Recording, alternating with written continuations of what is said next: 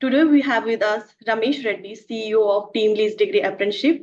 It is India's first degree apprenticeship program that helps organizations develop a qualified and sustainable workforce. So, Mr. Ramesh, as AI is something that is a talk of town, like artificial intelligence and automation, it's been talked about everywhere. So, how do you envision the role of AI in transforming the future of employability? See, I think AI is taking the entire world by storm, and every industry is getting transformed. So, from that perspective, it is not a surprise that the talent supply chain industry will also get transformed. And considering that employability is a very important part and integral part of the talent supply chain process, AI is transforming as we speak the employability factor itself. So there are various ways in which the employability is getting touched because of AI. Now, I'll take the different steps and then let you know where all AI is making a difference. Sure.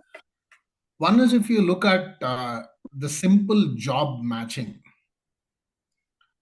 Today, we have apprentices, we have people who are wanting to get enrolled as apprentices with the industries. It ranges from white collar to blue collar. Hi, Isha. So we see that today the ATS, the applicant tracking system, which is used for the normal hiring processes, is also very useful for finding the right apprentices, especially in the white collar space. So that's one of the first places where AI is making a very big difference in terms of contextual searching and giving the right match for every job requirement. And this becomes even more important and complex for an apprentice because it is not just about your resume matching or just your educational degree. Now, apprenticeship comes with quite a bit of rules where you can do apprenticeship for 3 years.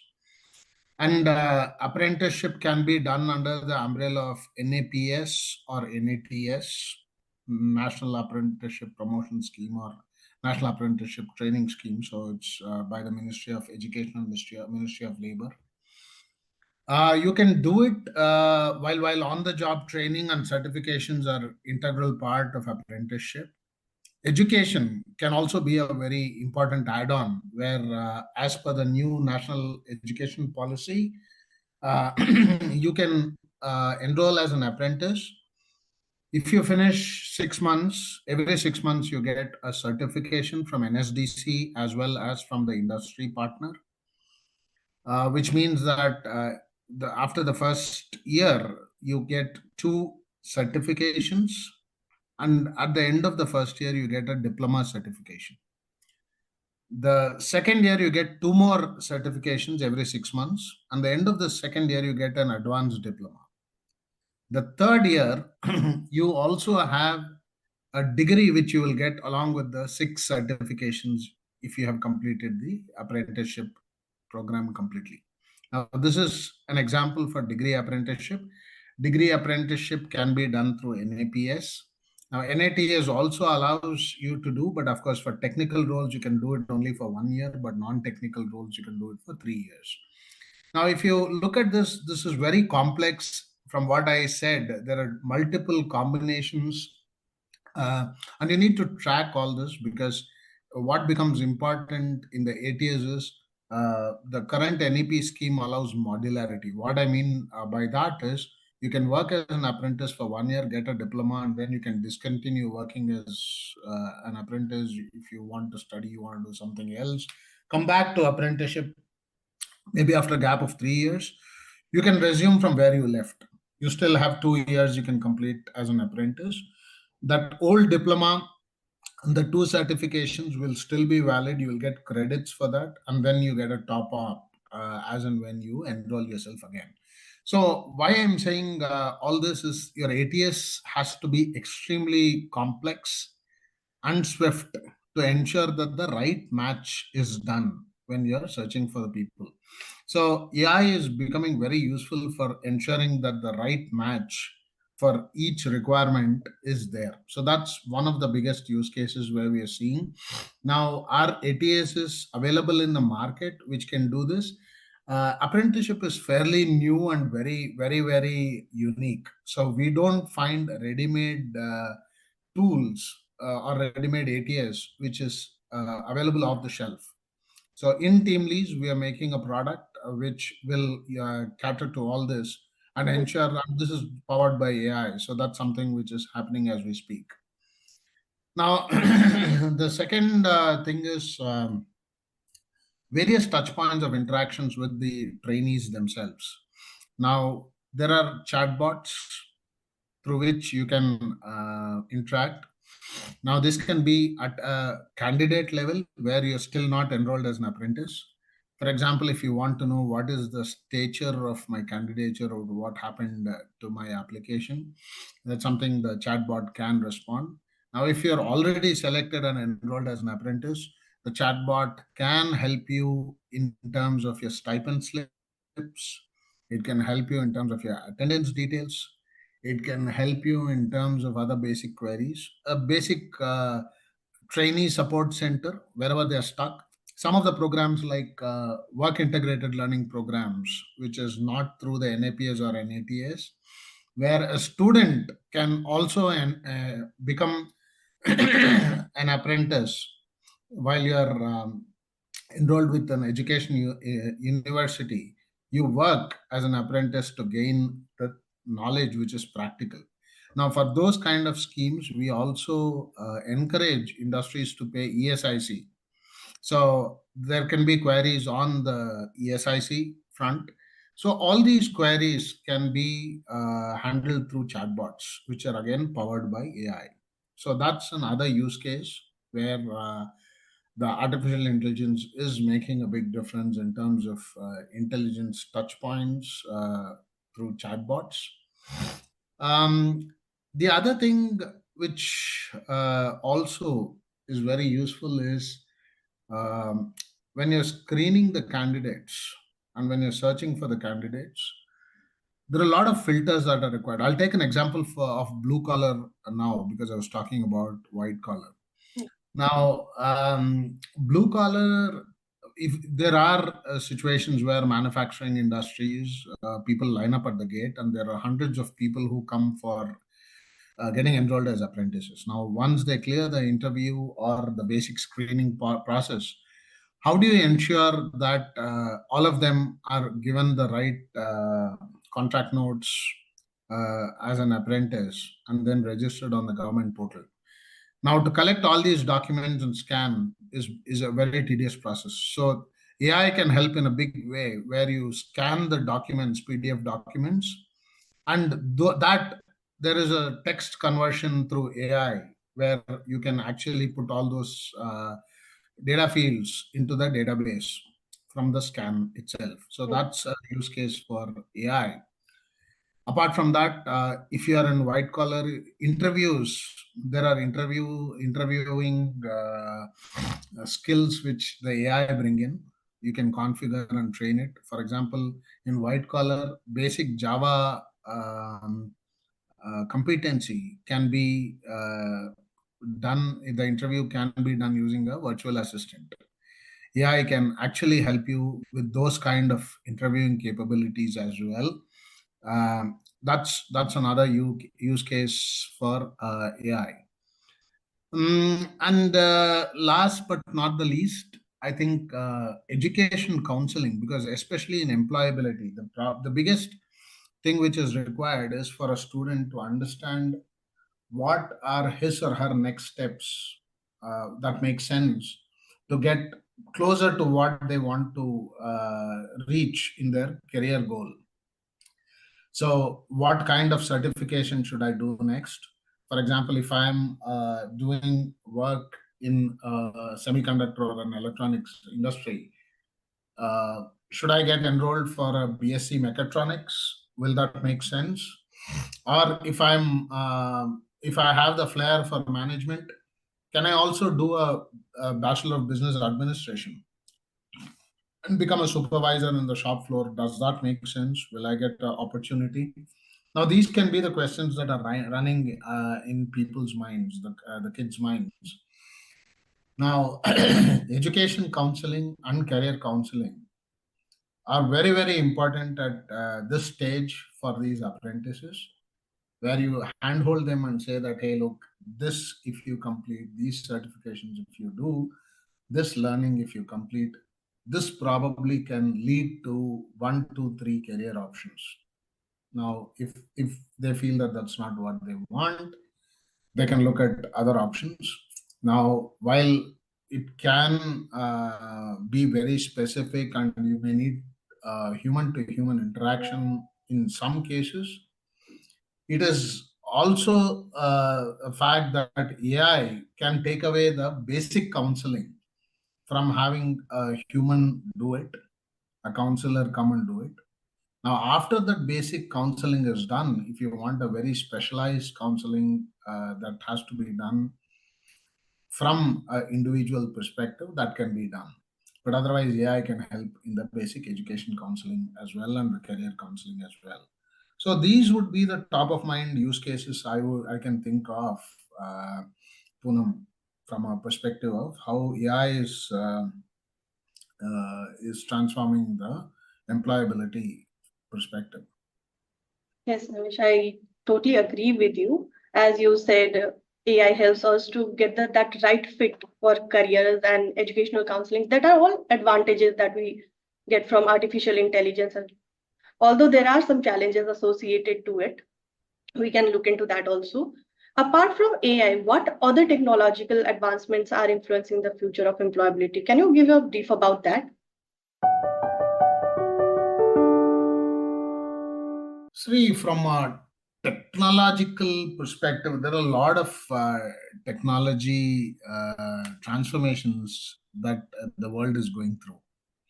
One is, I'll talk to a few of the things. One can be the metaverse itself. The second can be on how blockchains are transforming the industry.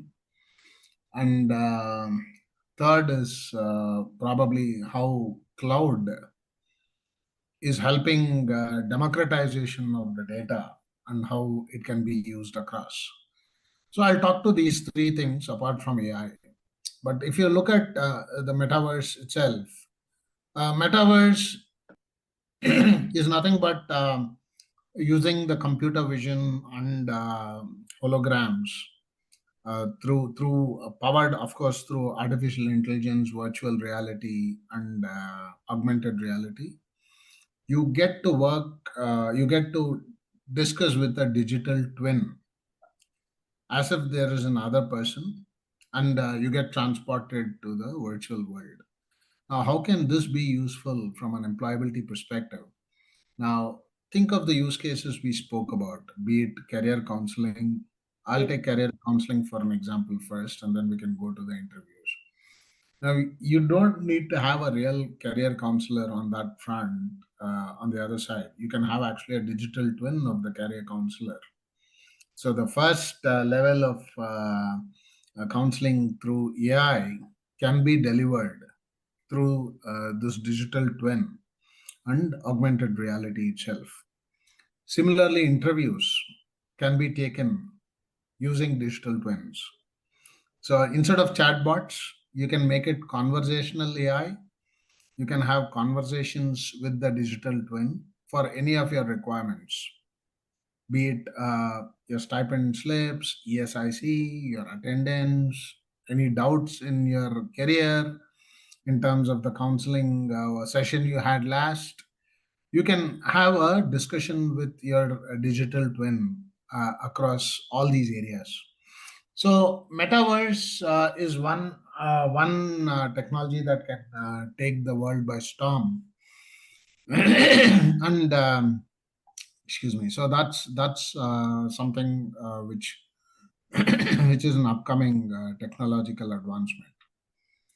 If you look at blockchains, see, there are a lot of rules, especially in the apprenticeship, which is governed very closely by the government, Hmm. because we don't want people to misuse these programs which are given by the government, and it is only right to use them to the advantage of making India more employable.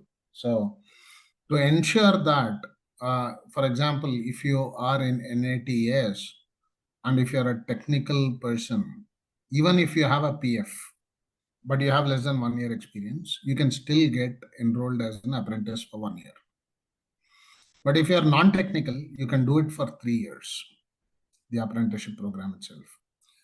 Now, in normal cases, if you're not a graduate and you're not applying through NATS, NAPS will not allow a person who has earned a PF to enroll as an apprentice.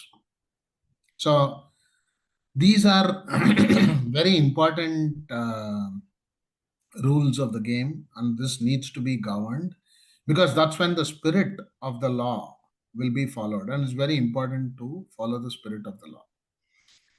Now, if a person chooses to keep away his previous employment experience, or does not reveal his or her PF identity, or claims that he or she was not under the PF earlier and gets enrolled as an apprentice, that's not fair, and that's not the right way to do, to encourage and go ahead.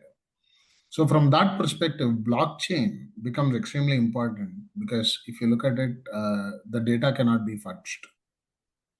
So you have non-fungible tokens, and your resumes and your updates in terms of what you have finished, what time, what credits you've got, what has been your PF history, and all that become locked, because they are non-fungible.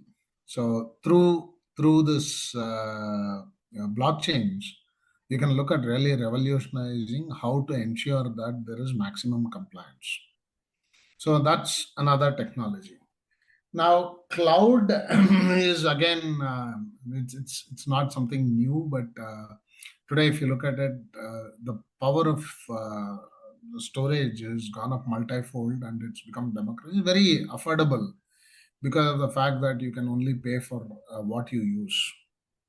So again, from perspective of industry, this has been very, very, very popular. But even for the students, for them to have their today, you can use DigiLocker to get your ABC IDs, for example, if you are enrolled Absolutely. in an educational institute. Now, like that, you can have your own personal cloud and maintain your history of educational certifications and the credits you've earned through the NEP. And you can have that kind of a folder to ensure that you have the entire trail yourself for your personal referendum. And then, of course, you can create a resume on top of that.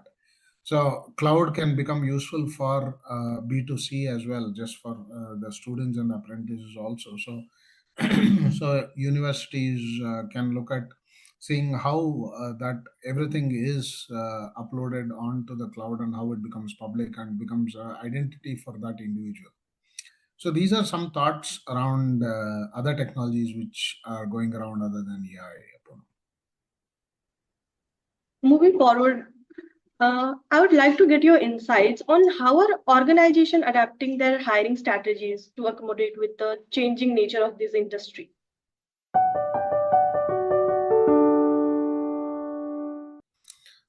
Okay, so that's a very difficult question from a perspective of being very broad based question. Huh?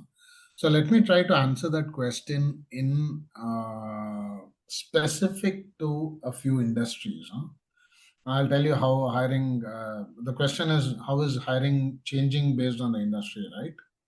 Yes. That's a question, right? Yeah.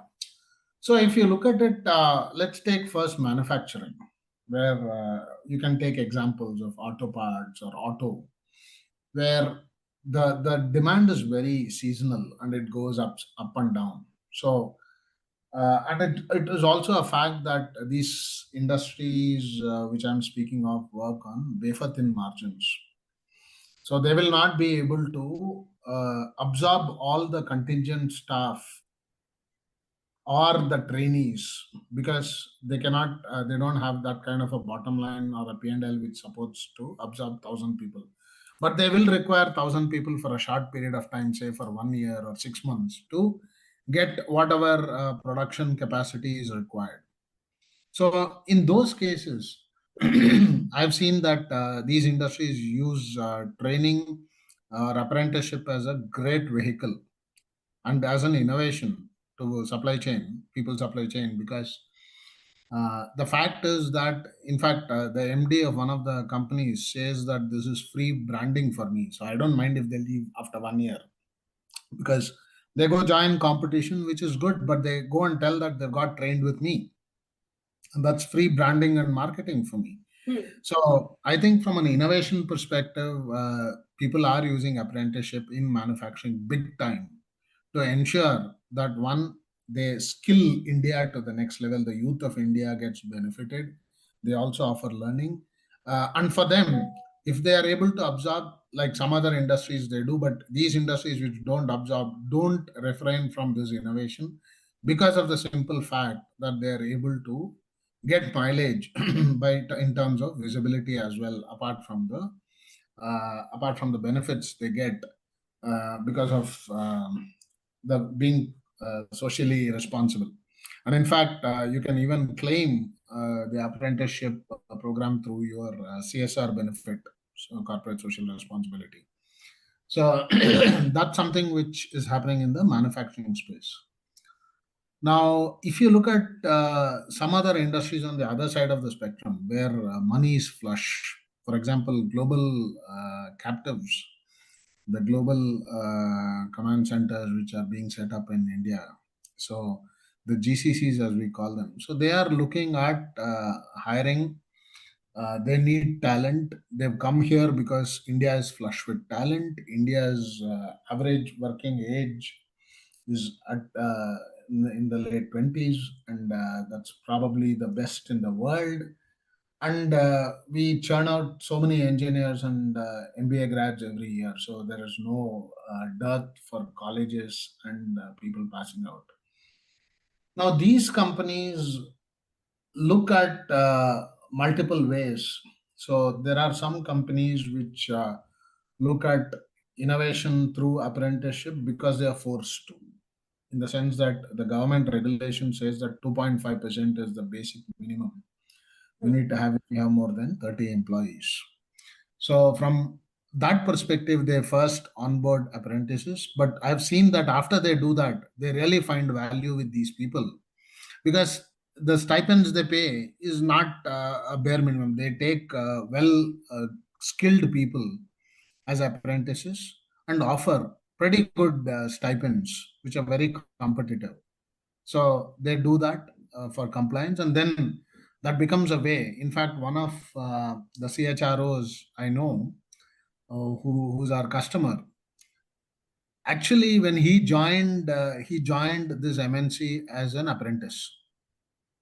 So he is a big, he's vocal about apprenticeship, and he feels that this is a great vehicle to build talent supply chain. So the other reason why industries look at is one, to be compliant, two, to build the talent supply chain. So first was for there are three reasons we've covered till now. The first one was because the demand is so fluctuating, but you can't absorb everybody, and because it's for a short stint. So you look at innovation through apprenticeship to ensure that hiring needs are fulfilled.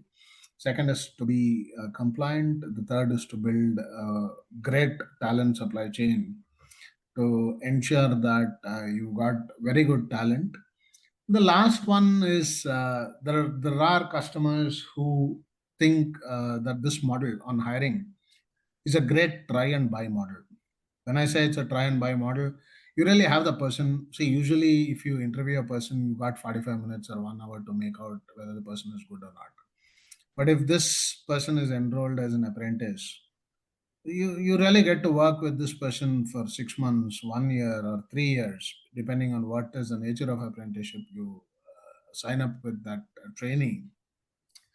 And then it's a great opportunity to get to know the person, to give feedback, see how receptive the person is to feedback, and then you look at absorbing him or her based on whether the person is really performing or not. So that's another great reason why people are looking at this innovation from a hiring perspective. And last but not the least, I surely do want to touch upon IT services, which is really undergoing a huge turmoil because of the kind of global changes that are happening, not only from an economy perspective, but the world of work itself is changing. For example, uh, all the code is becoming available off the shelf. There are microservices, and you really do not require people to code like what you used to before. So people used to hire an army of students from colleges. If you've seen the last 2 years, the fresher hiring has dipped considerably, be it from Wipro, Infosys, TCS, Accenture, any of these IT services firms. And if you look at it, there is a whole host of infrastructure that has been built just for this kind of hiring in bulk. These companies have invested huge SEZs where they have a huge infrastructure for L&D and getting the freshers trained. Now, with the cost pressures and with the kind of revenues dipping, that's another reason why we are there. We offer managed training services. We take over the training. We can take people as apprentices, do the training, and then it's a try and buy model for them, and they can concentrate on their core business and ensure that they free up these resources. That will give them a lot of relief from their P&L perspective as well. So, if I were to split your question and answer it as per industry, so these are 5 ways in which I see that hiring is undergoing a change for different industries. Thank you, Ramesh. You made it very easy for me to move to my next question. As you mentioned about the turmoil that is going in the IT industry, we are seeing several layoffs globally. So, can you share how can an individual future-proof their careers in this era of rapid technological advancement? Yeah. Yes. So the world of work is changing and changing drastically. As I told you, microservices are completely off the shelf products are becoming extremely popular. That's one theme that's taking the world by storm. The other one is artificial intelligence is displacing jobs. So many people are becoming obsolete because of AI taking over certain mundane jobs. So, with all this, does that mean that employability will become a problem and people will not get jobs? See, our firm belief is that humans are much more brainy and much ahead of any machine. So, from that perspective, humans will outpace this revolution in AI and the technological advancements. There will be new jobs that are created. Now, I'll give you an example. Now, look at what's happening around the world. Now, as these technologies have come up, the business models are also evolving very rapidly. Now, if you look at edtech, while technology is an enabler, people are coming up with newer models to ensure that there is customized learning provided to each individual based on his or her IQ or speed of learning. Technology is only an enabler, but that's a new business model. Similarly, look at the 10-minute delivery models which are coming up. That's another example. That last 1 year, if you see the Instamarts, if you see all the 10-minute delivery models, while technology is there to tell how that area can be covered successfully, the business model is actually the thinking of the human brain. So that's a new model which has evolved. Now, if you look at the business models that are evolving, it is changing the industries across and taking the world by storm. For example, be it personal safety or healthcare, wearables are completely redefining the safety of individuals. Now, similarly, if you look at it, Boston Consulting, this came in Economic Times 2 days back, uh, the robo was being used for surveillance of safety in construction sites. Now, what's happening? So, who is taking care of the safety? The robo or the AI is only an enabler from a technology perspective. Now, monitoring that, and while the alerts are given, who takes the next steps and who takes, that's all by humans. So what is happening is the business models are evolving highly. So it is, while technology is advancing, it is creating a lot of new jobs, either through these business models or creating newer technologies on top of what is already evolving. So what is extremely important for people is that first, you need not have despair. You need to have a very positive outlook, because as I told you, the premise is humans are always more intelligent than any machine. And we've survived so long across so many species, and we are at the top, and we'll continue to remain at the top. And that's because of the power of our brain. Now, while technology is an enabler, the nature of jobs are going to change, and you will have to reorient yourself than just becoming a core technology engineer to becoming someone who is slightly different, who is able to use the outputs of that technology. Now, for that, there will be opportunities for skilling, there will be job opportunities which are opening up. Uh, One thing I again want to give the credit to the government from the national educational policy is, I call it life skills, but a lot of soft skills today is not being taught in any of the educational institutes. Now, that becomes extremely important in tomorrow's world, where technology has taken away a lot of the jobs. So unless you are very good in multiple life skills, be it negotiation or be it business acumen or being able to understand the finance from a whole or being empathetic, for example, even as a leader. So these become extremely important skills that you need to pick up. So if you pick all these up, there will be multitude of roles. So reskilling, upskilling, and being relevant becomes extremely important. So while there are layoffs, if you take India as an example, because we are right here in the middle of all this revolution, has the unemployability gone up? Actually, it has dipped in the last quarter. The number of unemployed has actually come down in the last quarter, as reported numbers say. So I don't think it is a despair. It is a great opportunity to reskill, upskill, and actually get jobs which are very different than what it used to be. And that's normal. If you look at our grandparents, what kind of work they used to do is very different from what we do today. And our children and our grandchildren will do slightly different jobs than what we are doing. So I think that's all it is to that fact. Lastly, I would like to ask, how does TeamLease Degree Apprenticeship is contributing to enhance employability in the current job market? Yeah, I think TeamLease degree apprenticeship is making very large strides in terms of employability, because we are very innovative first. We think we're very unique, and the reason why we are very unique is we look at ourselves in a very different way. We are one third an ITI, a one third an employment exchange, and one third We are an education provider.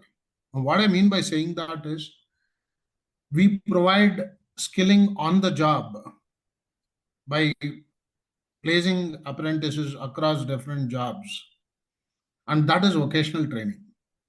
So we are one third. Our identity is we provide vocational training and we provide people learning through the job. The second one third is on education also, where we provide educational courses so that people become much more employable because of the knowledge they've gained, which is very relevant to what they want to work for. And the third thing is we are one third an employment exchange, because if you look at after all this apprenticeship program, we see that a lot of these apprentices get absorbed as permanent employees Hmm. or as contingent workforce. So we are an enabler for the world, for our apprentices to become employable and get into a sustainable work environment with much more confidence, because you've been trained hands on for 1 year, 2 years, or 3 years, which I think is very unique. So from that perspective, I think from an employability perspective, I think we've taken major strides and we're extremely unique from what we bring to the market. Thank you, Ramesh. Thank you for that insightful conversation. Is there anything else you would like to add that I may have missed to ask? Poonam, I think you covered it well. I think very nice questions. It was intellectually provoking as well. So, but thank you so much for listening to me. And I'm glad that I was able to put my thoughts together, because your questions were also leading from all angles. It was a pleasure talking to you. It was good to hear from you. Thank you very much for your time and willingness to share such an comprehensive insights with us. Thank you very much. Thank you, Poonam.